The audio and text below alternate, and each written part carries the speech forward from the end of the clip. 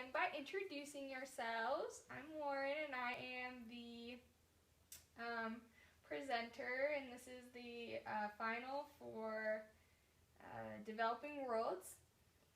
My adopted country was Ecuador, and so Nathan and Dave and I are going to talk about Ecuador and kind of just talk about how the background on Ecuador, what could be done to improve Ecuador, and also kind of expound on the things that have already improved Ecuador and just kind of some background on it. So Ecuador is located in the upper left corner of South America, and it's surrounded by Colombia, Peru, and the Pacific Ocean. It houses around 15.74 million souls with only 109,483 square miles. So it's pretty small. It's kind of like the size of Kansas, just to give you guys an idea. Quito is the hometown and capital of Ecuador. It's where the population is most dense. The climate can range broadly due to its location. It's one of the most commonly explored or attractive places because of its diversity. Ranges from Amazon forests to coastal regions, and it has a river running right through it, so there's tons of diversity. It also includes the Galapagos Islands, which includes species that are found nowhere else on the earth. So I know you guys had an opportunity to kind of look through my website, and you had a couple questions. So let's kind of just review those questions you had about it so that we can start the discussion out. So you guys had had 5 ideas from the site that you guys wanted to know more about. And I have those written down from the emails you sent to me. So let's start with your questions, Dave. Okay. You said, how does a community change the idea that education doesn't lead one out of poverty? Yeah, the real question I had is they have a high attendance rate, I think around 97% for grades 1 through 5 or elementary, and then the rest is voluntary but costs money. And it's interesting, as I looked at your website, how even at that high rate of enrollment, 25% drop out in order to take care of additional babies and or provide for families. And the question I have is, how do you think they're going to change or do we get across to them that education is the way out of poverty, and instead of being pulled back into it because of demands of life? How do you get that changed? In my research, I would probably say that I'm a strong believer of technology, and so I mentioned in my website that I believe that having technology is going to impact it a lot. It will interest the children. They did a study, I can't remember exactly where in the world, but they weren't very familiar with technology. The kids there weren't familiar with technology. They live in a lot of impoverished areas, and there was someone who took a computer and put it encased in a wall just in this kind of slum. And all of the children were extremely interested in it, and they actually taught themselves how to create a game. No one taught them anything. They just hopped on Google and they learned themselves. And so from that I've learned, I believe that technology could be an amazing asset in Ecuador, because they don't have a whole lot of access to technology in Ecuador either. So one of the main things is getting them interested and excited about technology and about education, and educating them on how it's going to actually benefit them. And I think a good example would be that um, the fact that they are interested in something and they could make money from it and benefit their families and not just keep, the tradition of living in poverty and having that struggle. Does that answer your question? Yeah, I think if I understand what you're saying, as they're introduced to technology and the different avenues and the realization that there's more out there Mm-hmm. and there is a better life, and that's another question I've got is what, do they believe that they're in poverty and what do they base that on? That they will want to go to school and have ideas that would help them improve and maybe get businesses. Is that?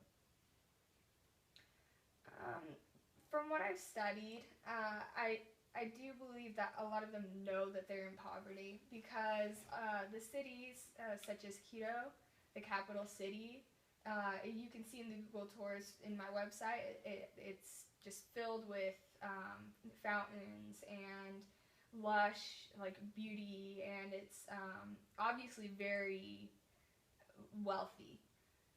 And so they do know that they're in poverty because a lot of those that are in poverty live outside the city in slums and like houses that are built from cardboard or from little steel constructions. And so they do know that they're living in poverty. I would say the ones that don't recognize that they're living in a impoverished state are the indigenous that live between the Amazon and the Andes mountains. They are happy that like the way that they are, and so they may be living in a impoverished state according to what they think globally, like what the world thinks. They may look like they are living in poverty, but they're just happy that the way that they are. So I think the real focus should be on those who know that they're in poverty and want to get out of poverty and struggle with keeping up with the modern day, view. They need, plumbing and access to clean water. And I also mentioned in my Google tours that Quito gets all of its water from the street or the rivers by it and from the mountains, and that's their only access to clean water. And so I think that just keeping them aware of all of that and educated will help them to come out of poverty. So they do know that they are in poverty, so they do need help, and they're reaching out for help. How are they reaching out? They're reaching out through like local and governmental kind of collaborations. There have been a lot of local communities that have volunteered to help in finding innovative ways to better Ecuador. I know from attending class in Developing Worlds that there was a really cool innovation where they didn't have electricity in their huts, and they found an innovative way to have water, and they would poke a hole in the top of their hut, and each time the light would shine during the day, the water would go down through the plastic bottle, and it would provide light throughout the hut without creating any leaking or anything within the hut. So they have a lot of similar things like that in Ecuador, just kind of innovative local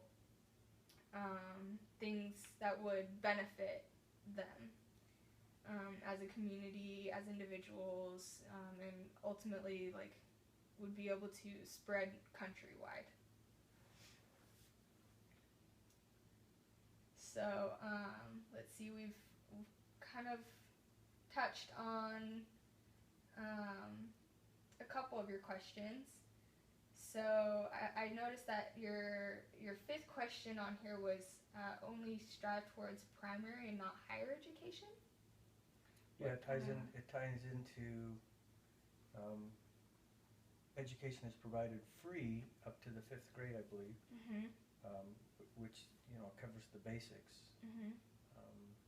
How much does it cost, and how many people can afford the higher education?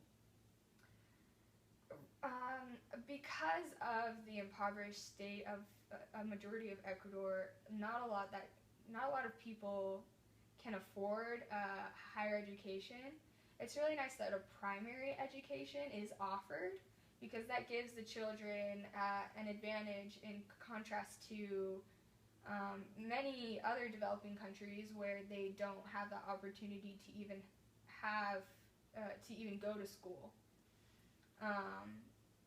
One main issue is gender equality that we talked about during class, and what I find is interesting is a lot of the boys in Ecuador have the opportunity to improve their education more than the girls, because the girls are viewed in a more Ecuador has a more traditional view of how it should be in regards to family life. So the women have the opportunity to go to school, to primary school, and to get that education up to 5th grade, but a lot of them drop out or aren't interested in it because they've been taught since they're very little that they should discontinue school, take care of the children, help their parents take care of the children, learn how to be a good mother, learn how to be a good wife, so that they can help their husband, and their husband should be the one to go to school and to get that education. And that's just kind of a more traditional view that it's not only traditional, but it's also a religious view that I think is probably more harming than helping them in their impoverished state. What religion are they? There are various religions. A lot of them are, they branch off from the, I believe it's the Xiao people who live between the Andes and the Amazon rainforest. And it's kind of a more like Indian religion. The names are really hard to pronounce, so I don't know that I'd try to pronounce them. But their religion is just they believe in being kind to those around, and they believe in like the earth, like giving back to the earth, and so those that branch off from that traditional view and those that don't live between the Amazon and the Andes kind of have those good morals and everything, but they believe in that, but they aren't willing to accept the way that America has in their lives, how they have accepted various different religions. They combine religion with their life, and they think it should be one in itself. So let's see, maybe we could work on I kind of had a question about the education as well. If there's not as much people that pursue higher education past 5th grade, does that contribute to more crime, higher crime rates, or does it perhaps contribute more towards a larger working class in Ecuador? That's a good question, because in a lot of other developing countries, that is true. From sitting in class and listening in class, I've heard a lot of other people, my friend who has Syria as one of his developing countries, there is a huge crime focus. They have a lot of drug trade and whatnot. Because of the way that the Ecuadorians are grown, like raised in their traditional view, it's all about morals and treating others with kindness. So they're very happy people, despite the majority of them that live in poverty. So I wouldn't say that it contributes to crime in an essence. It just contributes to a huge gap between the wealthy and those who live in poverty. Okay. Yeah. So the second question that was prompted, actually, we could actually touch on some of your questions as well. So you mentioned in your email that you had the question of why don't women have time to take care of children? Yeah, well, I was noticing that a lot of the women spend most of their time taking care of children, babies, and I think that's another one of the reasons why women specifically don't pursue higher education. So, yeah, that's what I was curious about. A lot of the women suffer from disease.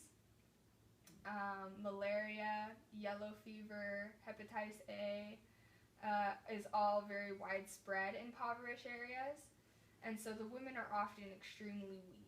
The men go out and they work a lot more often, and so the women aren't exposed to those, and they don't have the opportunity to create an immune system that's as strong as the men do when they go out and they work and they try to find jobs for that traditional lifestyle. And so a lot of the children that the women have end up taking care of them, and taking care of the other children, and while the women have to go out and try to help the men find more jobs, even though they are weak. So it all kind of just comes back to the impoverished nature of it, that the women don't want their children to be working, which happens a lot in impoverished areas in Ecuador. The women believe that the children should be, taken care of and raised, and they shouldn't be working in, sweatshops or the like. So what do the women do? The women, a lot of the times if they can, they stay and they take care of the family. However, many of them are forced to go out and to try to work and to try to find another income. And so I actually have a picture on my website of a older child taking care of its little sister.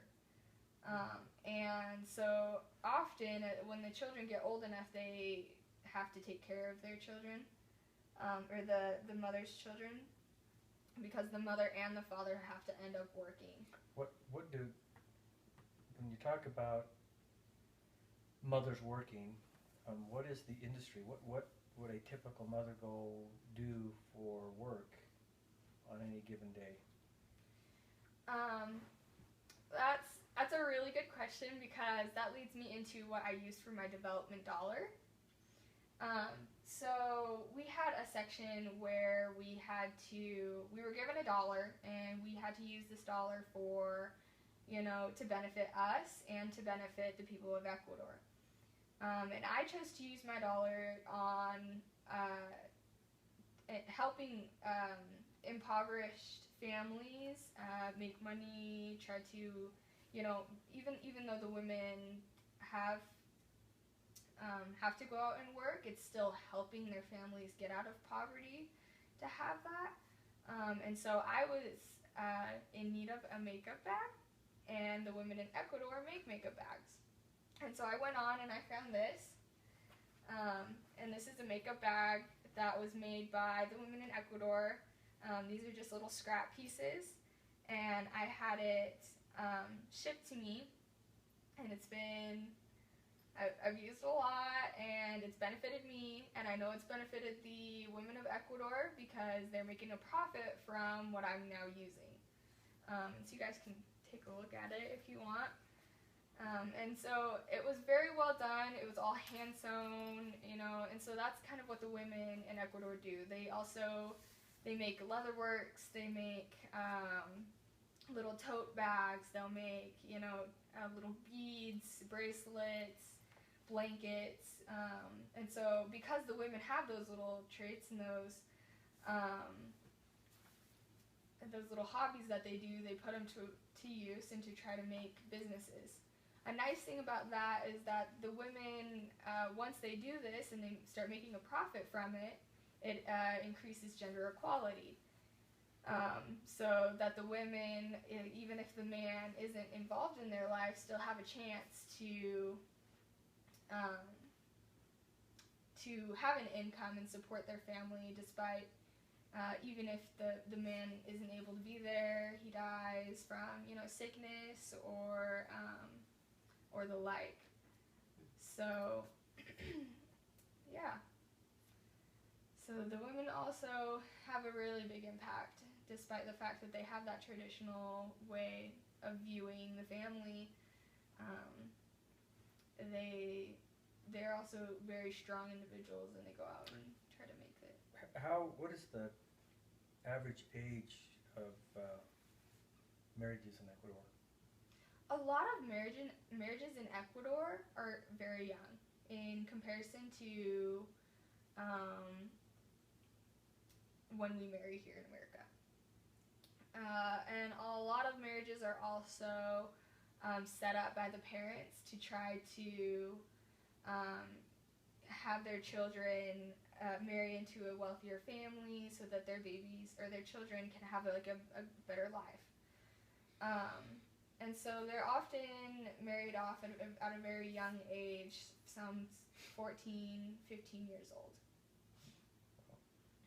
Mm-hmm. Earlier you were mentioning how there's a lot of sickness and sometimes the women or children end up staying home because of sickness and illness. I understand from your website that they've been introduced to a lot of American medicine and practices in that aspect, but why haven't they accepted more of it, and what are they doing to better their health in Ecuador, since there is a problem with that? A lot of these sicknesses in Ecuador are still prevalent because of the traditional way that they view their lives. Healthcare isn't widely accepted because growing up in a indigenous area where a lot of the people branch off from these groups, many of which are still in Ecuador, they still have very strong beliefs that they shouldn't accept traditional ways, and so they because of their belief, much like LDS people believe that you shouldn't drink alcohol or drugs or whatever, they kind of view it in that same light, that they should accept their local remedies rather than the more technologically advanced medicinal opportunities that are affordable and available for them. So the main issue is actually getting them to accept that, and one thing I think would help a lot in that is educating them from a young age that it's okay and that it's going to benefit them more than hurt them, which is, I realize, a hefty feat, because it's hard to persuade someone against their belief. But when you're talking about life or death, it's kind of essential to teach them that it's going to help them in the long run. So it's against their belief system to do modern medicine? Mm-hmm. So what's the current state of modern medicine there? I mean, it's available to them. I understand from the website it's free, Mm-hmm. but not widely used because of that belief. So what drives them to actually go do it? to take advantage of the medicine. Yeah. A lot of the Ecuadorians that live in the heavily populated areas, such as Quito, will take advantage of that medicine because that's where they grew up, and that's how they were introduced to it. So that ties back into the technology and understanding and education. Mm-hmm. That it's going to be beneficial and helps them broaden their horizon. Is that why you believe technology is going to improve their lives? Yeah.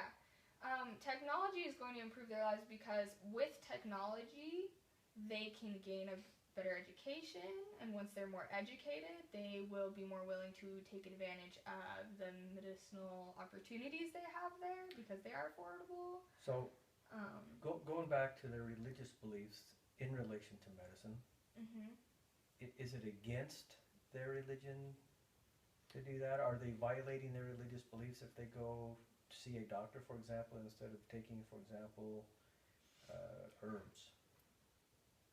They aren't violating their religious beliefs, but it dishonors them. And in their communities, the communities that believe very strongly about it, they would be looked down upon in their community if they went out to try to find help like that, rather than accepting that.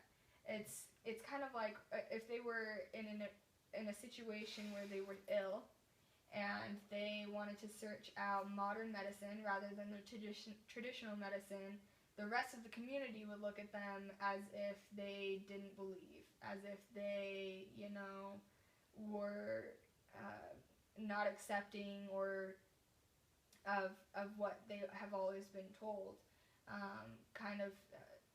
not as it's kind of like them saying no to the traditional way, and then others would look down on them. So it's hard for people to accept it because of what others think about them in those smaller communities. And another key thing is that a lot of this belief is from like small groups of people in Ecuador, because Ecuador is so widespread with a lot of diversity in different areas that they inhabit. There's those who live in the Andes, those that live in the Amazon, and those that live in between, and then some that live in coastal areas. And mainly the people that take advantage of the medicine and are more accepting of it live in the bigger cities, such as Quito or Pajon, which is like a smaller farm town but still accepts that kind of opportunity for education, or for healthcare and education and the like.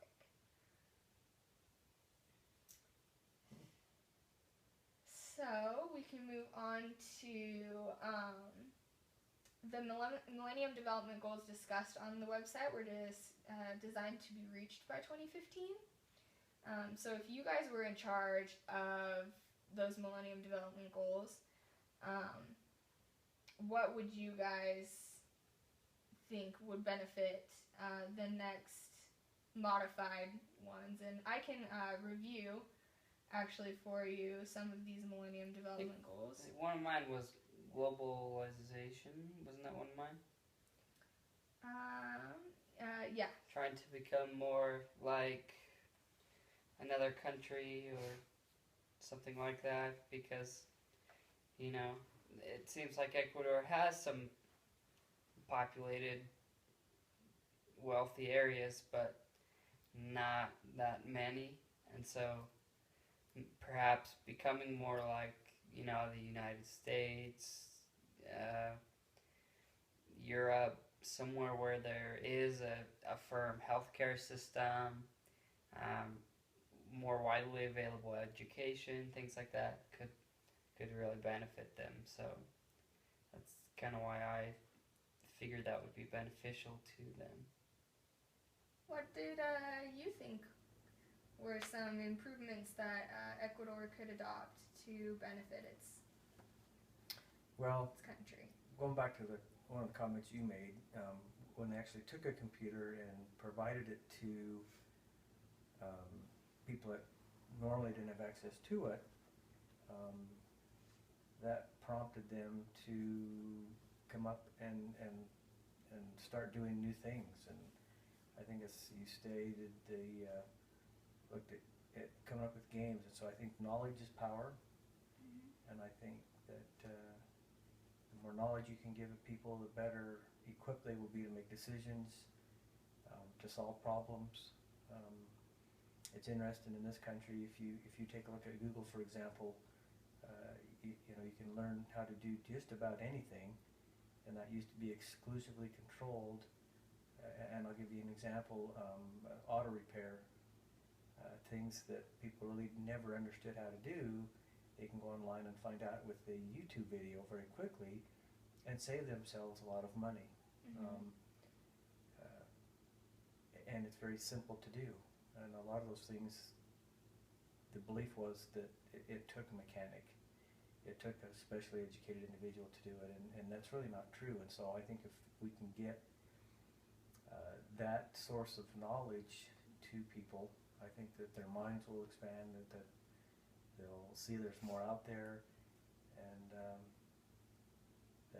that they will start to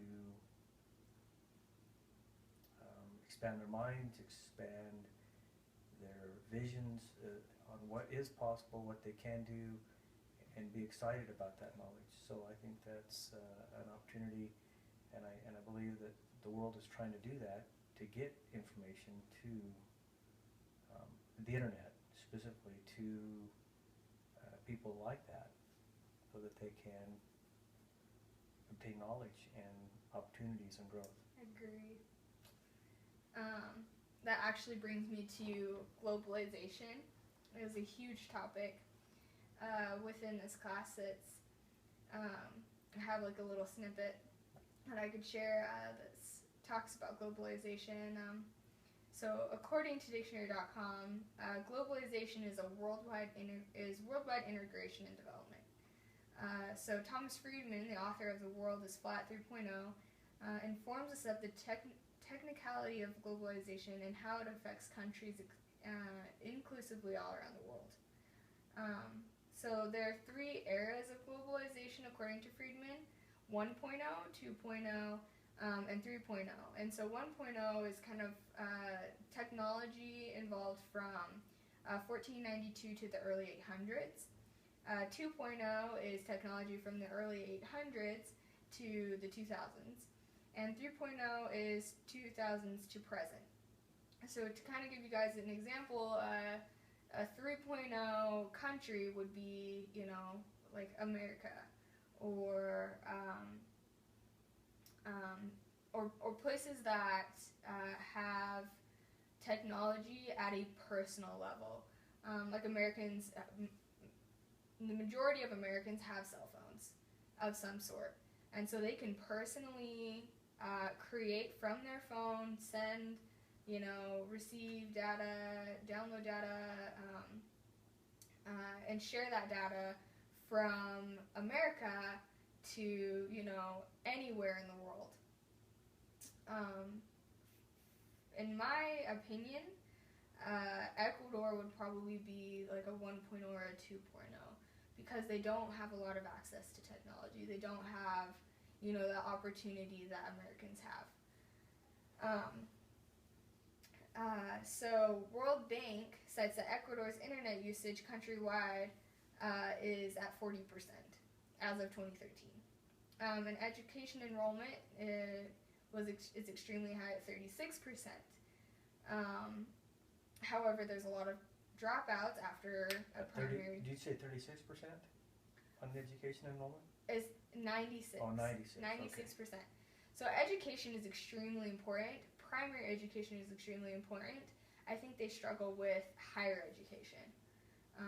And having that higher education and staying involved in higher education would improve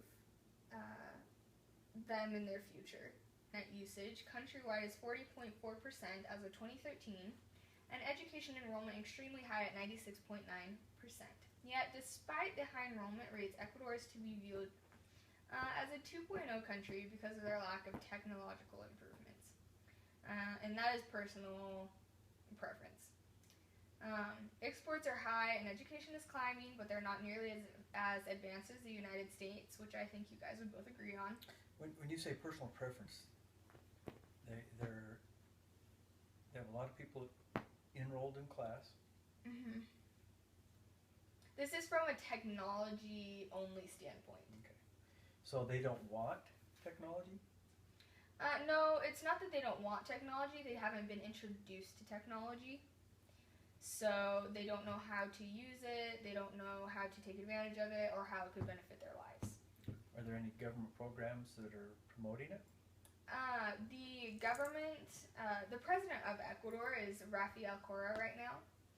And I don't think that he even realizes the impact that technology could have. A lot of it is just the financial issues that it would cause to bring that kind of technology into a country that has never had such, advanced situations. In contrast, the United States has an internet usage percentage of 84.2% of the population. So that kind of gives you an idea. From 40 to 80, that's, more than half. So globally, Ecuador is on the lower half of that. They would probably be in the more early 1800s to 2000s as far as technology goes and their advancement in technology. Dave, what direction from all of the stuff that you've learned from my website and globalization and the U.S. Millennium Development Goals, what do you think would benefit, or what direction would you have the next United States president take on the global development in the United States? It's an interesting question. From a globalization standpoint, when you define globalization, is that having them have the same opportunities that we have? Globalization is more of technology centered. So, for example, there's been a lot of schools in this area that have adopted an idea of having technology integrated heavily into the education system. So kind of to give you an idea of that. Well, it's interesting that you ask, what the next president should do. I think, and what I think is happening, in fact, is I thought I saw something on the news here a while back that companies like Google and Apple are moving in and attempting to get that internet to those types of countries because that just increases the market. And I know that comes from a capitalization standpoint, which is really what some of these countries need in order to improve education and improve the jobs. But I think that private industry is probably going to be there much quicker and would be much more efficient at it than any government or any president would. So I believe that the market will drive, much as it has in other countries. The iPhone, for example, has exploded, and it's amazing the technology and the information that's in the palm of people's hands when it's connected to the internet. And I think that those private companies are going to do that much quicker than the president could do it from a globalization standpoint, as long as those countries don't prohibit it and there's freedom to do so. Mm-hmm. So you think here in the United States we should have the opportunity to express ourselves through these, personal devices to benefit society as a whole? Well, that's one of the beauties of our society and a free society, and it has pros and cons, but aside from threatening, for example, the president, you can say just about anything you want in a society, which is guaranteed by the Constitution. So from other countries, such as Ecuador, as long as their news and their society is free, then I believe companies will move in and provide that opportunity for them. Awesome. good. What's your take on it? On what the United States could do Mm-hmm. to improve To improve globalization in the United States, personally. just in the United States. Mm-hmm. I mean, I think that we're leading it. If you're going to look at the average, or if you're going to look at who's driving globalization, I think the United States is it. You've got a lot of countries that are going to be on the bottom, basically striving to be like us. Mm-hmm. But all countries aside, what do you think that the next U.S. president should strive towards to benefit the United States, disregarding other countries and their influence? Well, I mean, I think an influence on how we use technology should be changed, because we have so much technology, like Dave was saying, all this technology in our smartphone in the palm of our hands, and we like to take pictures of ourselves and post it online. Is there something useful, or something that we could do with our phone to better ourselves? Maybe learn more, do more learning and teaching others, than, kind of this mindless stuff we like to do all the time. I think we need to be doing something about how our technology gets used. I agree. That kind of leads me to my profession, or what I hope to be my profession. I'm pursuing a communications degree, and so I think that some innovations that could be used in my degree. I'm a communications major with an emphasis in news and journalism, and the whole technology aspect is really appealing to me, because we could use the things that we use on a daily basis, Snapchat and Twitter and all of these things that are widely used in America and the United States, and get the word out and how we could help other countries improve their lives and raise them up in the globalization scale to get them into a 2.0, 3.0 kind of a situation. So I feel like that with what I would like to pursue, I would hope to have the opportunity to be like a travel journalist, to go out to these countries like Ecuador, like Serbia, like Africa, and to kind of report back and use that technology and introduce that technology to the people there, so that they can understand and be educated about it, so that they personally could reach out. Something I thought that was really interesting is the aspect of, we watched a TED Talk in class once about education system called Souls, and it was kind of this innovation of individual units where they would stream with technology a teacher from America to maybe Africa or some less privileged country. Those children would be able to be educated without the teacher having to move locations and change their entire life. And so I think that would be something that would greatly benefit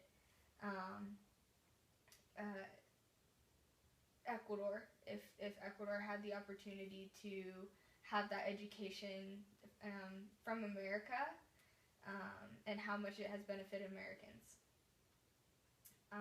Lastly, I kind of want to expound on the dialect of the local and the global, and this was kind of an aspect that we talked on a lot in the conclusion of the class. And so, do you guys know what the dialect of the global? Have you guys ever heard of the dialect of the global? Nope. The local and the global. So kind of to give you guys an idea, the dialect of the local and the global. So globally, people, disease would be introduced. Disease can be introduced globally, and the natural response is to go and get a vaccination, or go to the hospital, or the like. Locally in Ecuador, their tradition is to go to local medical professionals only if they are like deathly sick, and they're gonna die, practically, or else be shamed by those around them. So do you guys have, just from that example from Ecuador, how, let's use the same example with health. How something that's like globally that you've been exposed to that you would handle differently locally? I'm not sure I understand the question. Okay, so let me give it another example. I don't like going to the doctor. The doctor is available to me, whenever I need it, and you should always go and have regular checkups and everything. But and that's globally what you should do. Locally and personally and individually, I only go if I really need it. So is there something in your life that is kind of within that situation? In relation to, so you're talking local traditions versus global? Like family traditions, like personal traditions that you have that, maybe globally. It could even be, religious beliefs, or something that just you wouldn't do, but the world in general it's accepting, and it's just kind of, what they think should be done. Like vaccinations, like a mother who doesn't want to get their child vaccinated because of her personal beliefs. Yeah, it's interesting that you brought up vaccinations, because from a global standpoint, there's a move out now, and some information that vaccinations can actually cause problems, and there's a lot of folks that are choosing to not get their children vaccinated, which is bringing back diseases that has been believed eradicated. And there's a lot of debate about that right now, about people practicing local decisions to not, based on the risk, get their children vaccinated, which are putting others at risk. So it's an interesting debate that seems to be unfolding currently in this country, where you've got a global desire to eradicate major diseases, and local individuals that, with their ability to choose, aren't getting them vaccinated, putting others at risk. So it'd be interesting to watch that debate. It kind of goes into Ecuador, where their tradition says unless they're deathly ill, they don't go to a doctor, and even then it's to one of their local folks versus traditional medicine. I think here, we go when we get the cold, and we use antibiotics, which is another issue we've got, where we've used them so often that they're the viruses are becoming immune to them. And so we overdo it here. We really go to the doctor for anything, versus over there where they're almost dead before they go. Do you have anything that you can relate in your life to the dialect of the local and the global? I mean, not off the top of my head. As long as I've got insurance, I like to go every 6 months to a year to get my teeth cleaned. So it seems like something to take advantage of, since It's a very good point. Yeah. And that's another interesting debate from an insurance standpoint. If we have insurance and it's covered, we as a society go quite a bit. For example, preventive maintenance or preventive care Mhm. You know, as Nate pointed out, if you go every 6 months and get your teeth checked, you might prevent a major illness or a cavity or a root canal. Mhm. But if you wait till there's dramatic pain, you know, it's too late. You might lose the tooth. So Mhm. it goes into the benefits of our society. And along the same token, you know, if we had a question about our health, we've got the internet. We can pull up and probably get answers very, very quickly, where they don't have that over there. Another benefit. Another thing that I thought was interesting amongst my studies of Ecuador is there are a lot of cases of children who have cleft lips, which is a really relatively inexpensive surgery in America and can be fixed very easily, where a lot of children in Ecuador don't have that opportunity. And so I just thought it was very interesting that globally it's just, you know, a quick, easy fix. But in Ecuador it can be, you know, life-changing, life-threatening even sometimes. So it just kind of goes to show the wide contrast and comparison that we can make between each country, and how that can impact, you know, globally the world. Lastly, I kind of want to run through some interesting facts about Ecuador that I just thought were kind of silly or just kind of something that I just looked up on my spare time when I was researching Ecuador. Ecuador is named for the equator, which runs through the country. Forming a part of the landscape of the country are the Galapagos Islands, situated in the Pacific. And the Galapagos Islands are where Charles Darwin noticed the diversity of species and began the study of natural selection. The guinea pig, which is considered a pet in America, is considered a delicacy in Ecuador. And from my research, I've heard it tastes like rabbit, which I'm not sure what rabbit tastes like either, because we consider that a pet too. The colors of the flag are yellow, blue, and red. Yellow stands for the diversity in the country, blue is for the sky and the sea, and red is for the blood of those who fought for the independence of Ecuador.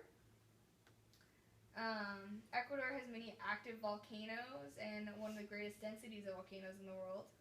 Its Independence Day is on August 10th, where America's Independence Day is July 4th.